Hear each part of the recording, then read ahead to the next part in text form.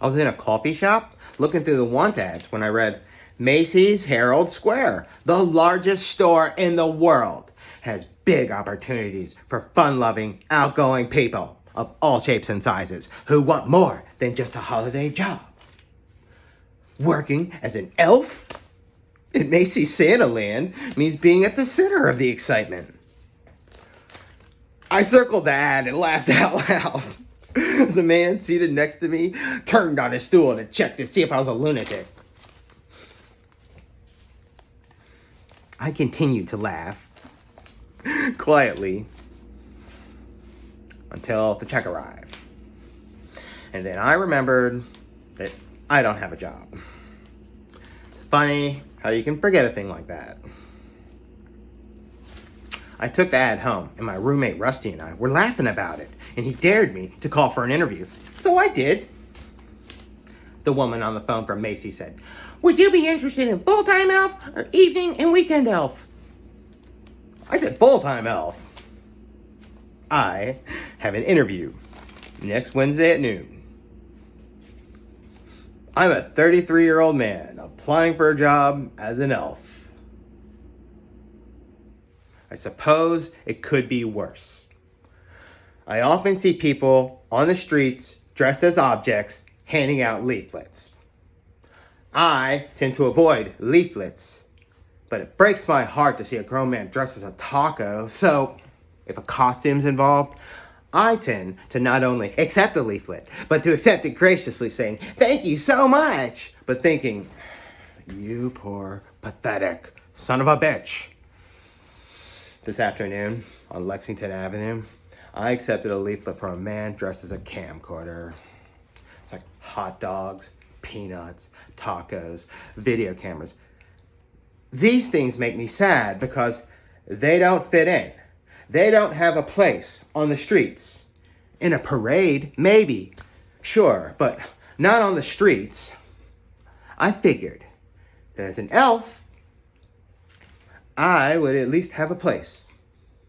I'd be in Santa's village with all the other elves.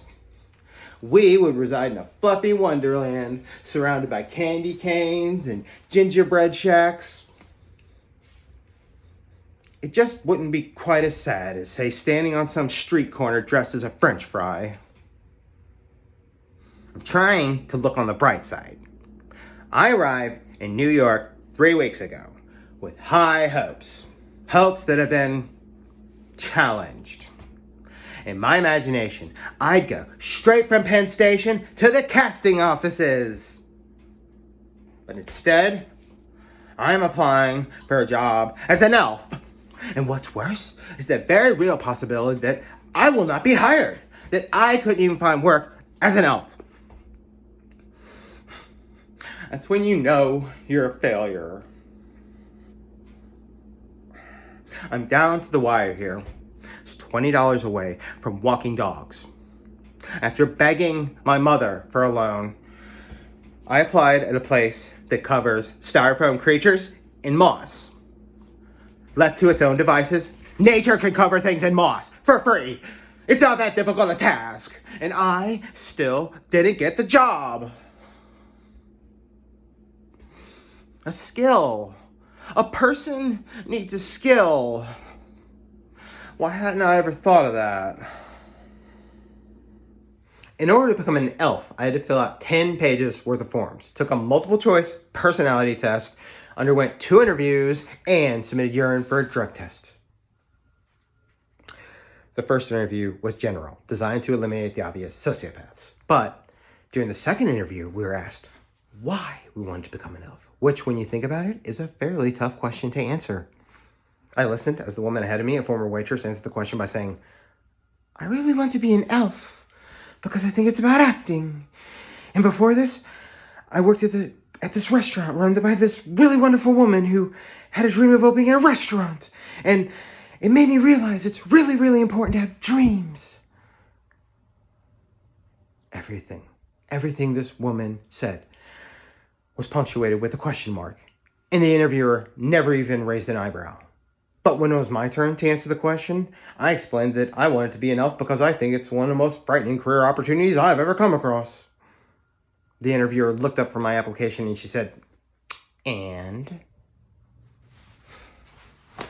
I'm certain I failed my drug test. My urine had roaches and stems floating in it. But still, they called me back for a second round of questioning.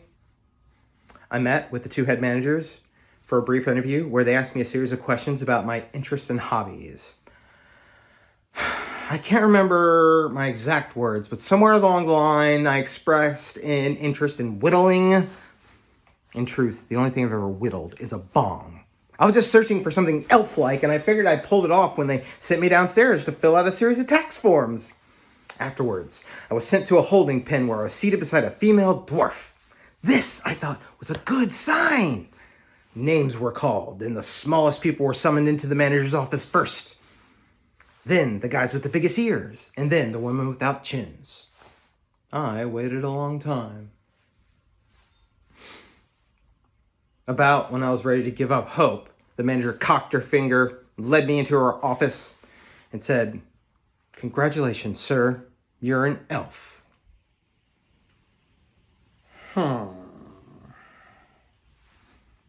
I have spent the past several days in a crowded, windowless Macy's classroom undergoing the first phases of elf training.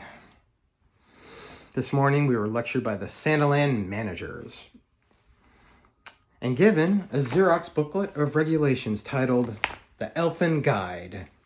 Most of the managers are former elves themselves who have worked their way up the candy cane ladder, but retain vivid memories of their days in uniform. Several of the managers led us in motivational cheers, a concept that stuns me to the core. One guy rolled up his sleeves and said, "Give me an S! S! Where's my A? A! How about a big ol' N? N! Did someone say T? T! How about a recall on that A? A! What's that spell? Santa! Santa! Who's the man? Santa! Come on, elves, feel good about yourselves. Let's raise the roof. Santa! Santa! Santa!" It was his goal to send chills down our spines, and personally speaking, he succeeded. I was mortified.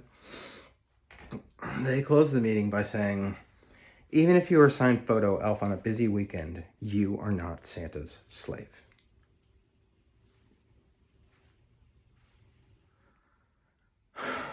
I spent the rest of my 8-hour day with 50 elves and one perky, well-meaning instructor in an enormous Macy's classroom, the walls of which were lined with NCR 2152s. A 2152, I've come to understand, is a cash register. The class was broken up into study groups and given assignments. My group included a few returning elves and several experienced cashiers who tried to help me by saying things like, "Don't you even know your personal ID code? Jesus, I had mine memorized by 10 o'clock.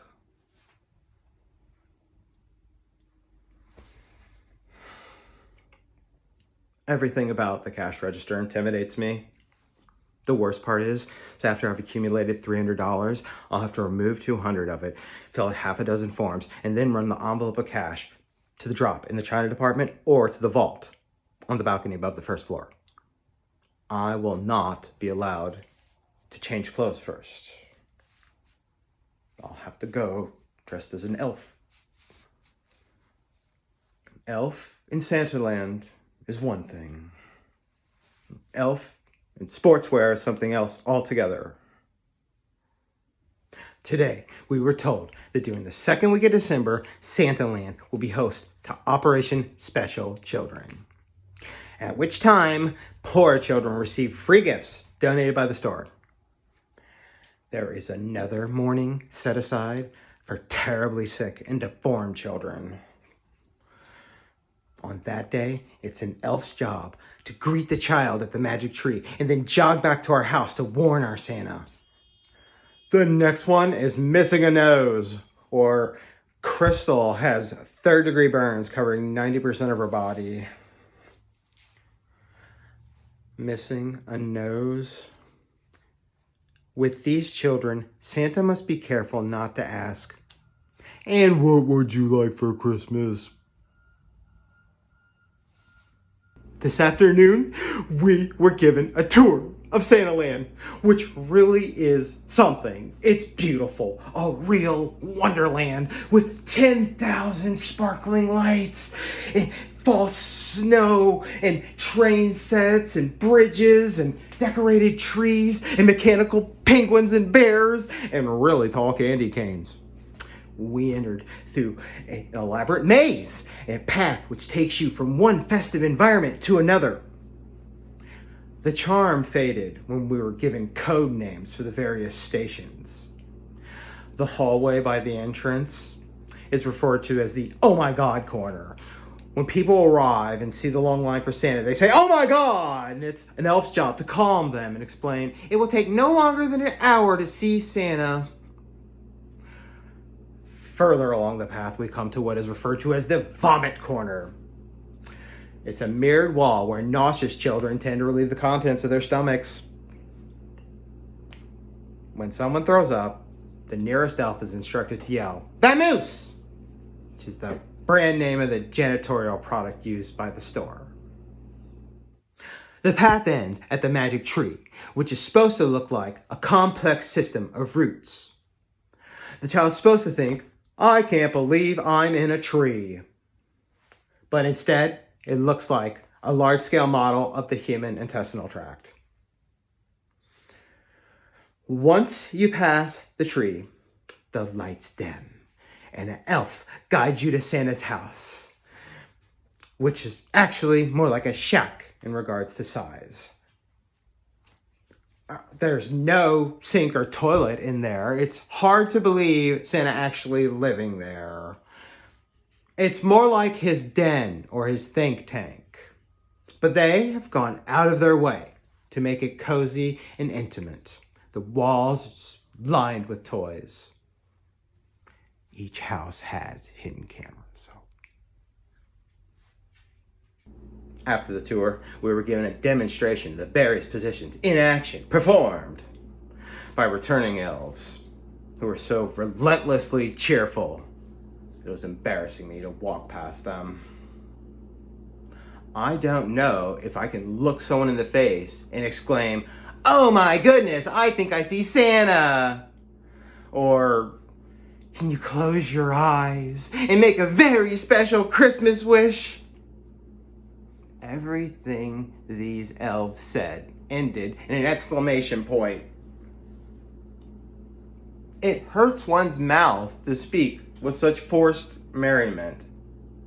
I feel cornered when spoken to this way. Doesn't everyone? I prefer to be frank with the children. I'm more likely to say, "You look exhausted. Isn't this a school night?" Or, "I know a lot of people who would kill for that little waistline of yours."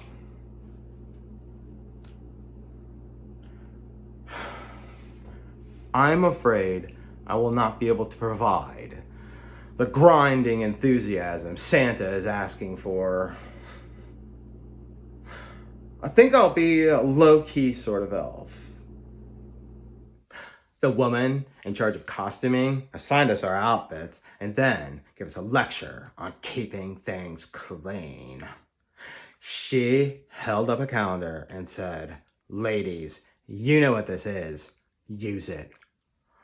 I have scraped enough blood out of the crotches of elf knickers to last me the rest of my life. And don't tell me I don't wear panties. I'm a dancer. You're not a dancer. If you were a real dancer, you wouldn't be here. You're an elf, and you're going to wear panties like an elf.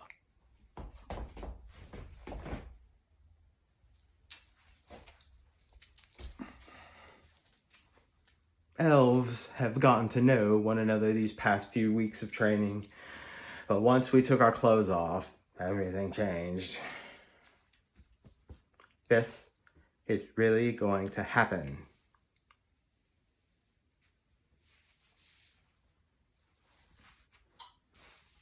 This is my work uniform, and now I must go by my elf name. Other elves chose names like Jingle or Frosty. They grab the children by the hand and squeal with forced delight. They sing and prance and behave like cartoon characters come to life. It frightens me. My elf name is Crumpet. Today was the official opening day of SantaLand. On any given day, you can be an entrance elf, a water cooler elf, a bridge elf, a train elf, maze elf, island elf, magic window elf, emergency exit elf, counter elf, magic tree elf, Santa elf, photo elf, usher elf, cash register elf, runner elf, or exit elf. I was a magic window elf. I was at the magic window for no more than 15 minutes when a man approached me and said, "You look so fucking stupid." I had to admit he had a point. But instead, I wanted to say that at least I was getting paid to look stupid and he gives it away for free. But I'm not allowed to say things like that because I'm supposed to be merry. So instead, I said, "Thank you. Thank you." As if I had misunderstood and thought he had said, "You look terrific. Thank you." He was a brawny guy with a vinyl jacket and a bag from Radio Shack. I should have said real loud, "Sorry, man, I don't date other guys." The magic window is really boring. I'm supposed to stand around and say, "Step on the magic star, look through the window, and you can see Santa." I said this for a while, and then I started saying, "Step on the magic star, and you can see Lady Gaga." And people got excited. People in the other line, the line to sit on Santa's lap, went wild and crashed through the gate so they could stand on my star. And then they got angry when they looked through the magic window and saw Santa instead of Lady Gaga. What did you honestly expect? Did you honestly expect Lady Gaga so hard up for money that she agreed to stand behind a two-way mirror at Macy's? The angry people must have complained to management because I was taken off the Magic Star and sent to Elf Island, which is really, really boring because all you do is stand around and act merry. At noon, a large group of retarded people came to visit Santa. These people were profoundly retarded. I mean, they were wagging their eyes and rolling their eyes and staggering toward the magic tree. It was a large group of retarded people, and after watching them for a while, I could not begin to tell where the retarded people ended and the regular New Yorkers began. After a while, when you set your mind to it, everyone looks retarded. All we sell in SantaLand are photos. It's SantaLand policy to take a picture of every child, which the parent can either order or refuse.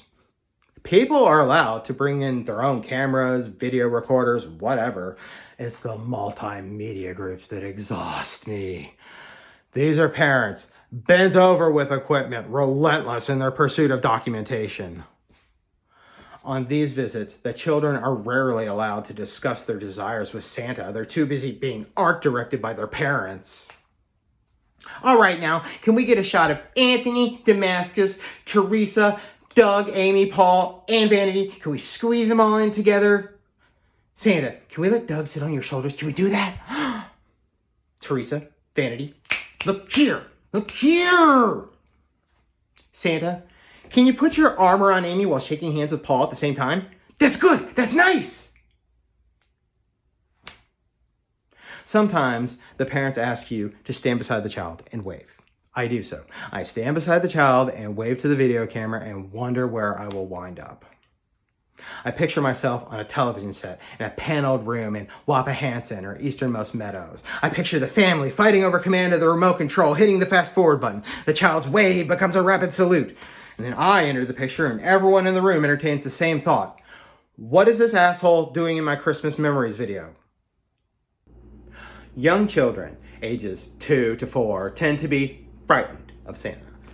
They have no interest in having their picture taken because they don't know what a picture is. They're not vain.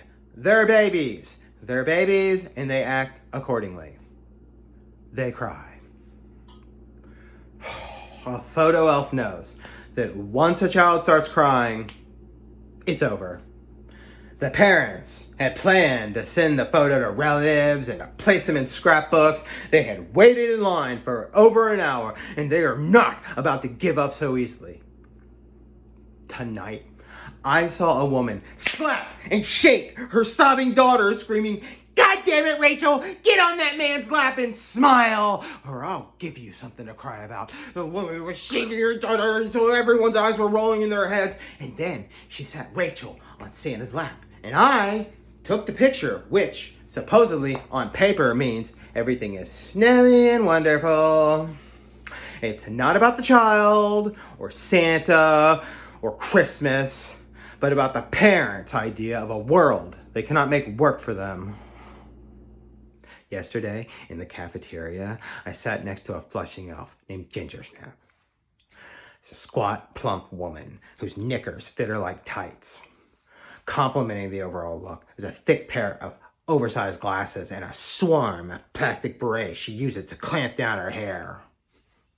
I had noticed Gingersnap back during training, and I'm surprised she's lasted this long. No one can say she's not enthusiastic, any more spirit, and they'd have to medicate her. Her problem is, well, she's stupid. During training, she would have her hand in the air every 2 minutes asking questions that were so obvious I wondered how she ever managed to find her way to the 8th floor. We'd be running overtime, ready to go home, and she would raise her hand and ask, "Can we wear our costumes home?" Why would you want to? What possible pleasure could it give you to board the subway dressed as a gnome? The management had already laid down the law about our uniforms. Her question was pointless. It was like asking, "Can we force the children onto Santa's lap at knife point?" No. The answer is no. Now please, can you sit down and shut up? At the end of the training session, I watched as she walked to a manager and asked if she could work as an elf, year-round. I've met elves from all walks of life. Most of them are show business people, actors or dancers, but a surprising number of them held real jobs in advertising agencies and brokerage firms. Bless their hearts, these people never imagined a velvet costume in their future. They're the really bitter elves. Today, I had lunch with someone I've codenamed Flaky. She recently moved here from Kansas City and is not very happy to be working for Santa. Every time I come upon her, she is telling someone, "I'd rather be a starving artist in New York than to be artistically starving in Kansas City, Missouri." It makes me wince. She even says this to children. "I'm not a real elf. I'm an artist." Today, Flaky showed me slides of her work.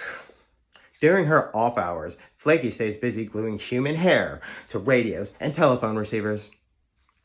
Everything the woman touches winds up looking like a Persian cat. I said, "Oh, what a cute idea." This was the wrong thing to say. She strenuously objected to the word cute and then tried to sell me a blonde clock radio, telling me she'd be willing to part with it for $300. Well, aside from the fact that I don't have $300, who really wants to part the bangs on their alarm clock to read the time? So far, my least favorite elf is a guy from Florida, whom I call the Walrus. The Walrus has a handlebar mustache, no chin, and a neck the size of my waist.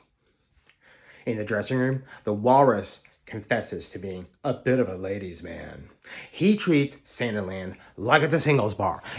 It's embarrassing to work with him. We'll be at the magic window where he'll pull women aside, place his arm around their shoulders, and say to them, "I know you're not going to ask Santa for good looks. You've already got those, pretty lady." In his mind, the women are charmed, dizzy with his attention. I'll pull him aside and say, "That was a mother you just did that to. A married woman with 3 children." He'll say to me, "Hey man, I didn't see any ring on those fingers." And then he'll turn to the next available woman and he'll call out, "Santa's married, but I'm not."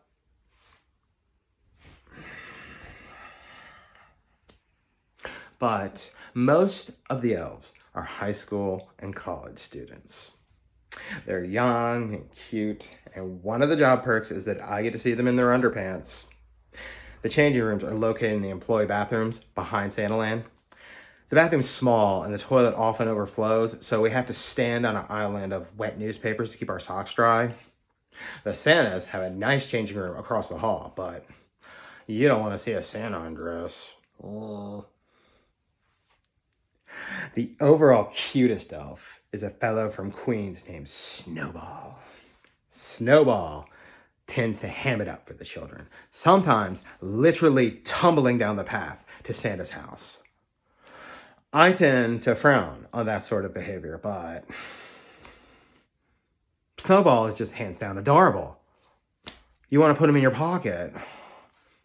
Yesterday, we were working together as Santa elves, and I became excited when he started saying things like, "I'll follow you to Santa's house any day, Crumpet." This flirtation made me dizzy. By mid-afternoon, I was walking into walls. At the end of our shift, we were in the dressing room changing clothes, and suddenly we were surrounded by 3 Santas and 5 other elves. All of them were guys that Snowball had been flirting with. Snowball just leads elves on, elves and Santas. Later, in the elevator, I heard him say to his friend, "I don't know what all these guys want with me. Gives me the creeps the way they stare." Snowball is playing a dangerous game. It's one thing to get a child fired up, but you do not want to be working under a jilted Santa. At least a third of Santa's visitors are adults, couples, and a surprising number of men and women alone. Most of the single people don't want to sit on Santa's lap. They just stop by to shake his hand and wish him luck. Often, the single adults are foreigners who just happen to be shopping at Macy's when they got bullied into the maze by the entrance elf, whose job is to hustle people in. One moment, the foreigner is looking at China, and then, the next thing he knows, he's standing at the magic tree, where an elf holding a palm-sized counter asks, "How many in your party?" "Yes." "How many in your party is not a yes or no question." "Yes." Then, a Santa elf leads the way to a house where the confused and exhausted visitor addresses a bearded man in a red suit. "Okay, yes, today I am good."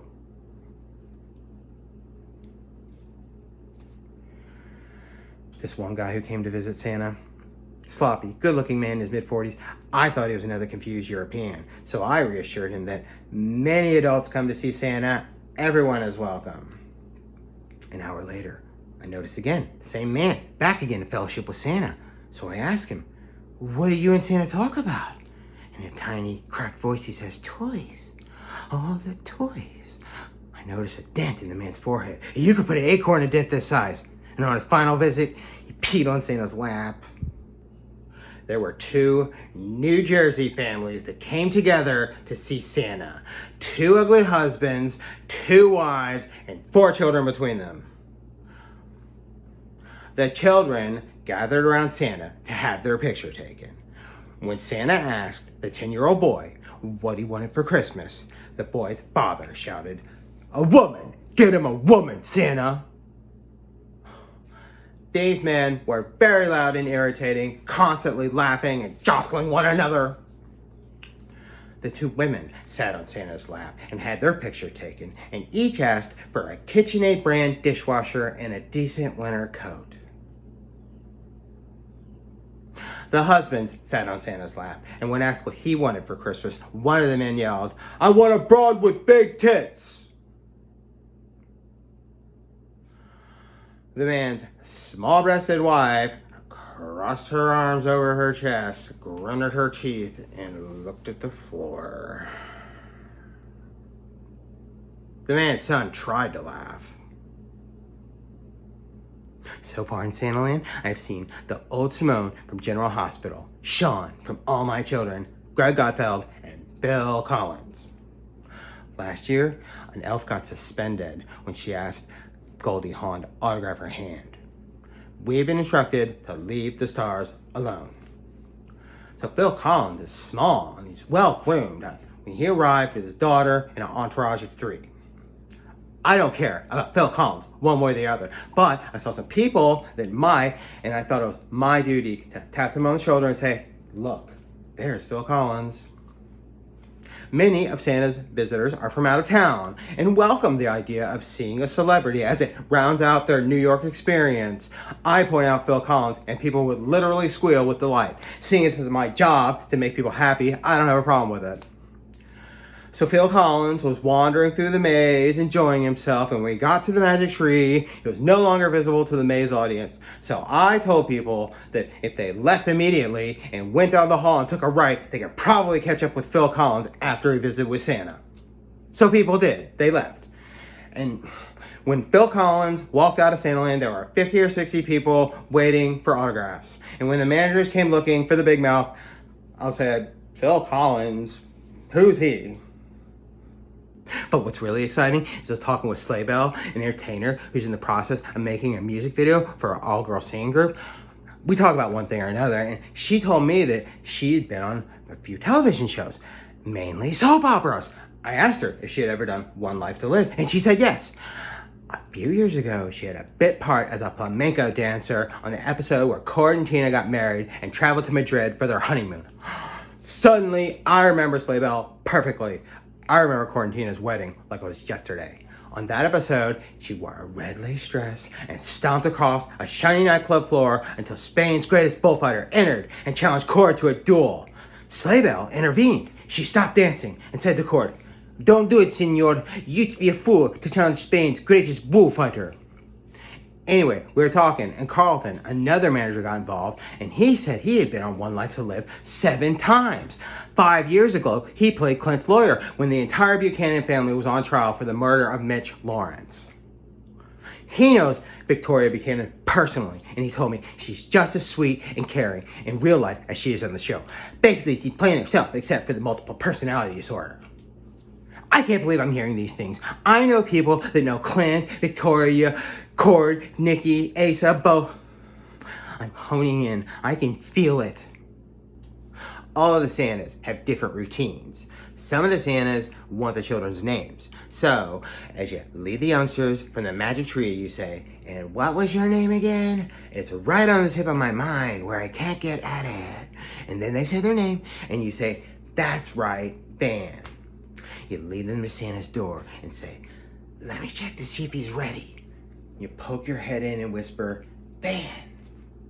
And then, as you usher the child into Santa's house, half the time he says, "Stan, it's so good to see you." It's hard to keep the names straight.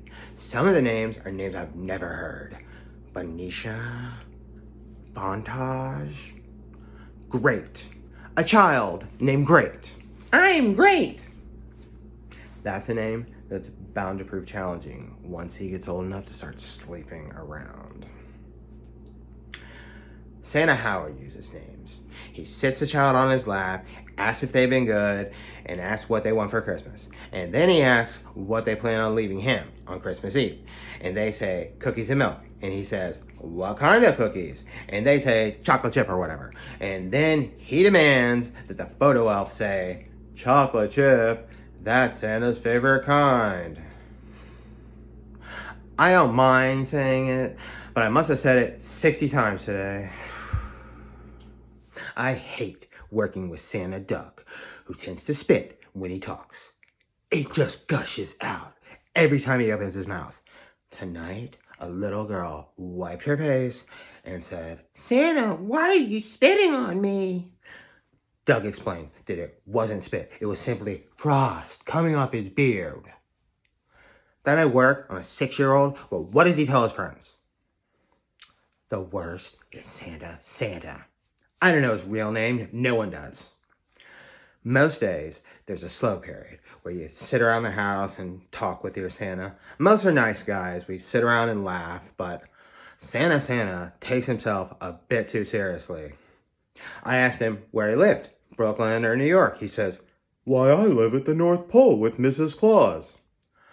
I said, "Well, what do you do the rest of the year?" He says, "I make toys for all the children." So, well, yeah, what do you do for money? Santa doesn't need money. Santa sits around and jingles his bell sash and waves when no one's around. He actually recited the night before Christmas when it was just the two of us in the house. No children. What do you do with a nut like that? He says, "Oh, little elf, bring me a lozenge." I remind him that I have a name, Crumpet, and then I brought him his lozenge. Santa has an elaborate little act for the children. He talks to them, he gives a hearty chuckle, he rings his bell, and then he asks them to name their favorite Christmas carol.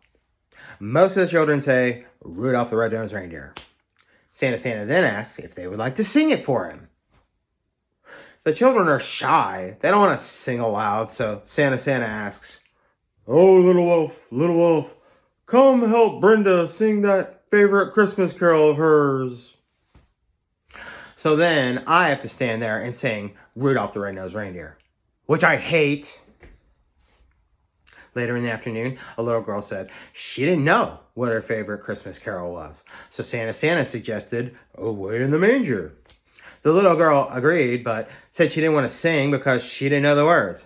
So Santa said, "Oh, little elf, come sing Away in the Manger for us." It didn't seem fair that I should have to solo, so I said I didn't know the words either. Santa said, "Oh, little elf, come now, sing." So I sang it the way Tupac might have sung it if he had put out a Christmas album. "Away in the manger, no fucking crib for a bed. Little nigga Jesus laid down his sweet head." Santa did not allow me to finish. Out of all the Santas, only 2 are black, and both are so light-skinned that with the beard and makeup, you'd be hard-pressed to determine their race. So last week, a black woman became upset when having requested a Santa of color was sent to Jerome. "He's not black," the woman complained. We assured this woman that Jerome was indeed black. The woman said, "Well, he isn't black enough." Jerome is a difficult Santa. He's moody and unpredictable, and most of the time he's staring off into space, tabulating his paycheck for all the hours he's worked so far. Jerome seems to have his own agenda. When the children arrive, he stares down at his boots and lectures them, often suggesting a career in entomology. The last time I was Pointer Elf, a woman approached me and whispered, "We would like a traditional Santa. I know you know what I'm talking about." I sent her to Jerome.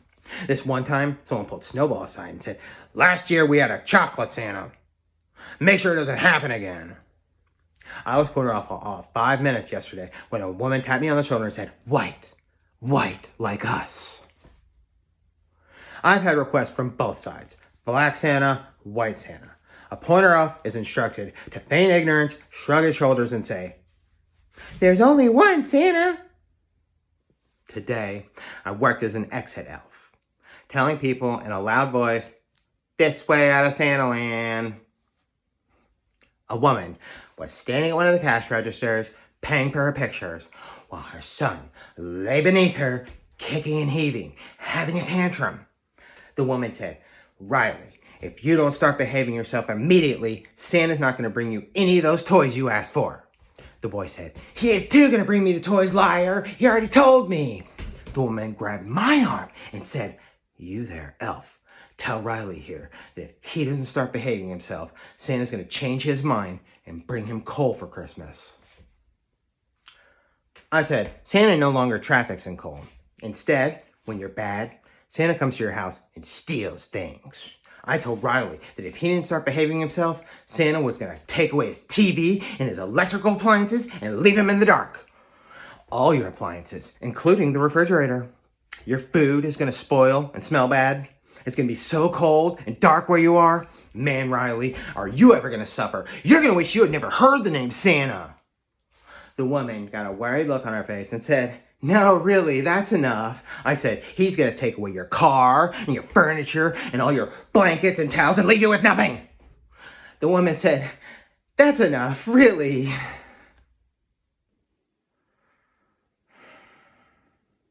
Have Have you ever realized that Santa is an anagram for Satan?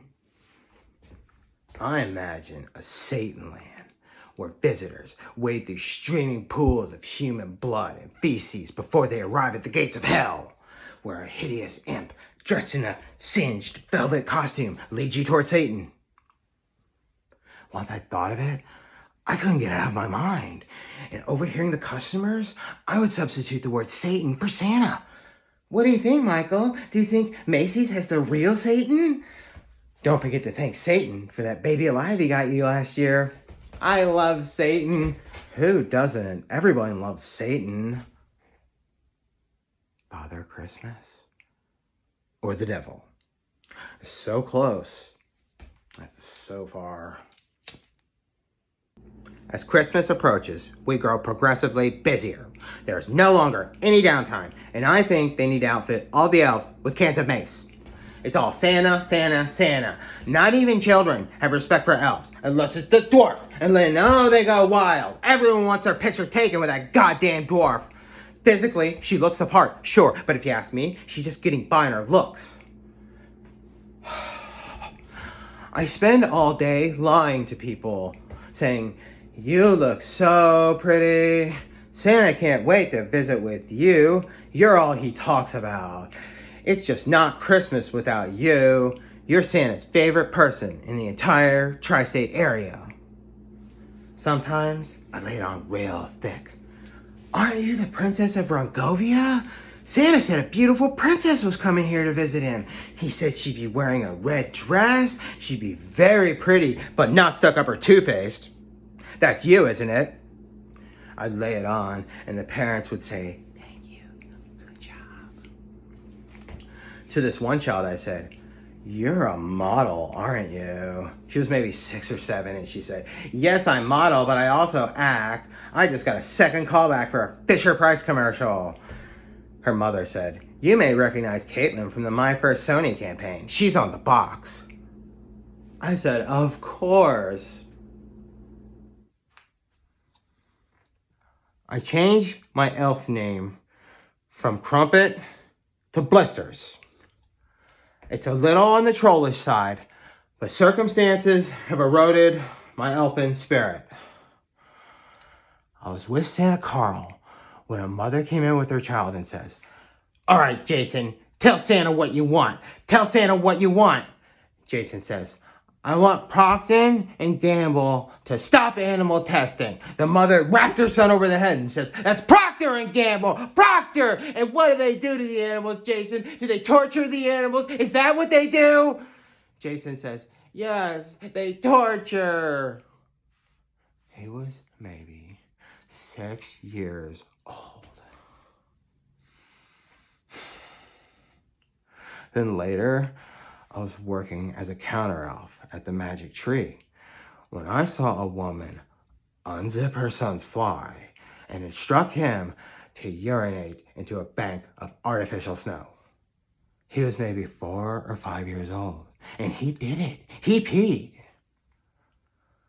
SantaLand might look like the outdoors, but upon careful inspection, you can't help but notice 4 walls and a ceiling. Today, a child told Santa Ken that he wanted his dead father back. And a complete set of Teenage Mutant Ninja Turtles. Everyone wants those turtles. I manned the Oh My God corner. We were packed, absolutely packed, and everyone seemed to be stopping me with a question.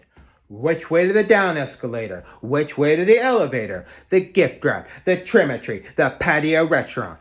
There was a line for Santa and a line for the women's bathroom. And one woman, after having asked me 1,000 questions already, got in my face asking which was the line for the women's bathroom.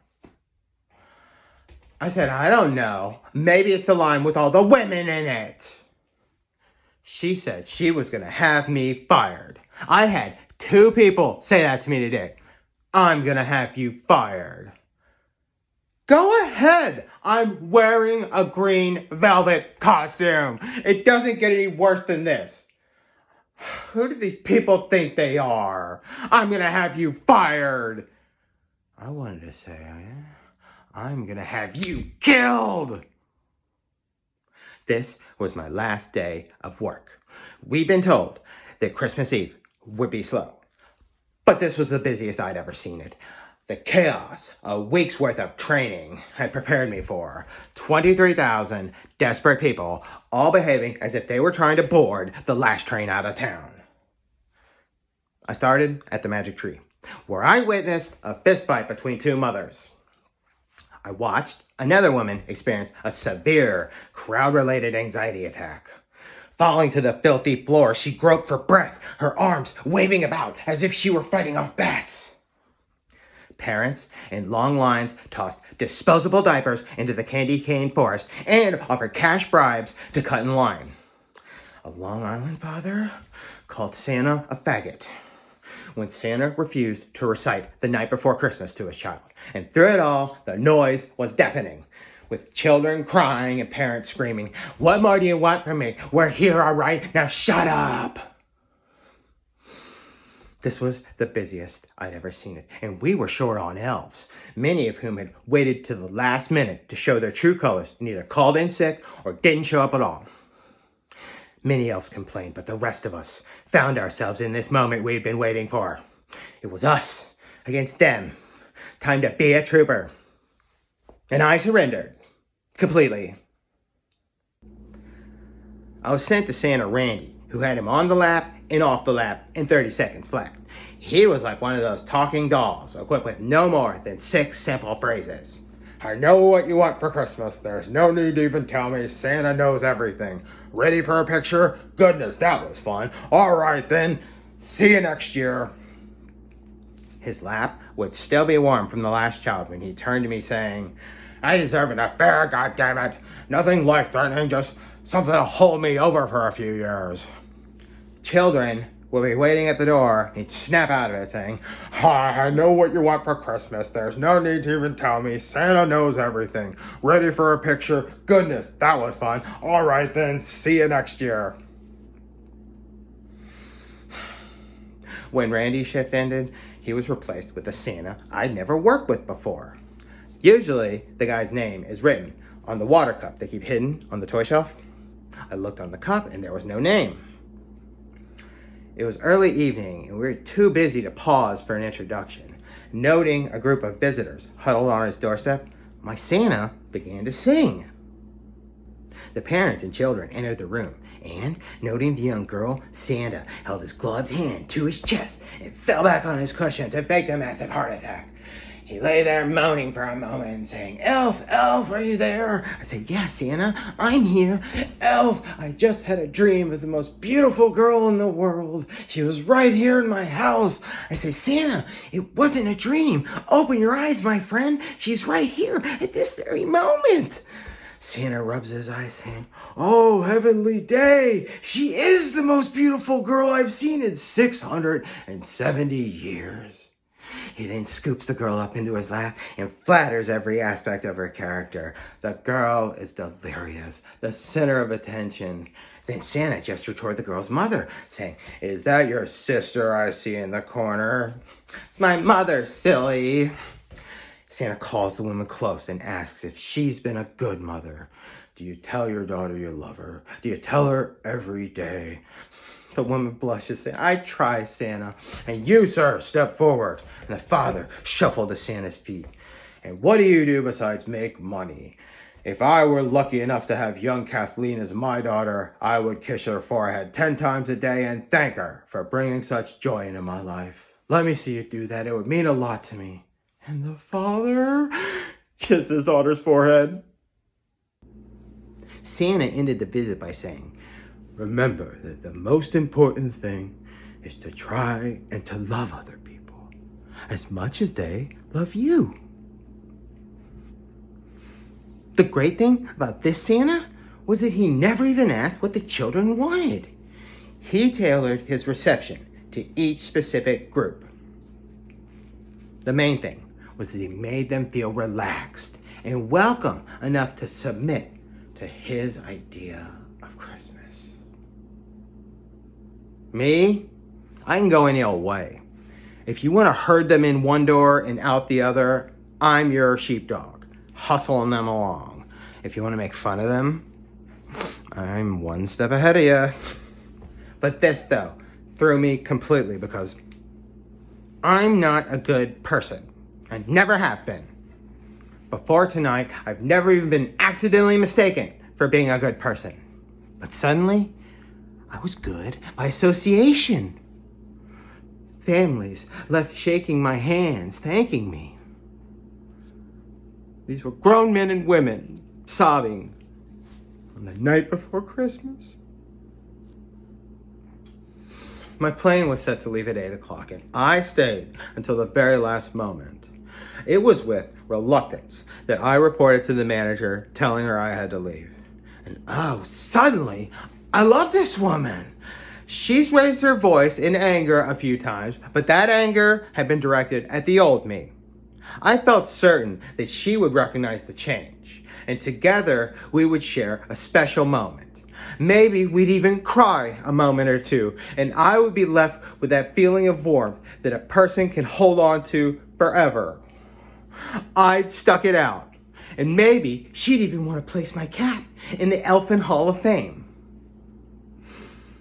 I searched the room and joined her behind the counter where she was talking with a customer. I touched her arm and said, "I have to go now." She placed her arm on my shoulder, squeezed it gently, and continued her conversation, saying, "Don't tell the store manager I called you a bitch. Tell her I called you a fucking bitch, because that's what you are. Now get out of my sight before I do something we both regret." The customer fled, and I was one step ahead of her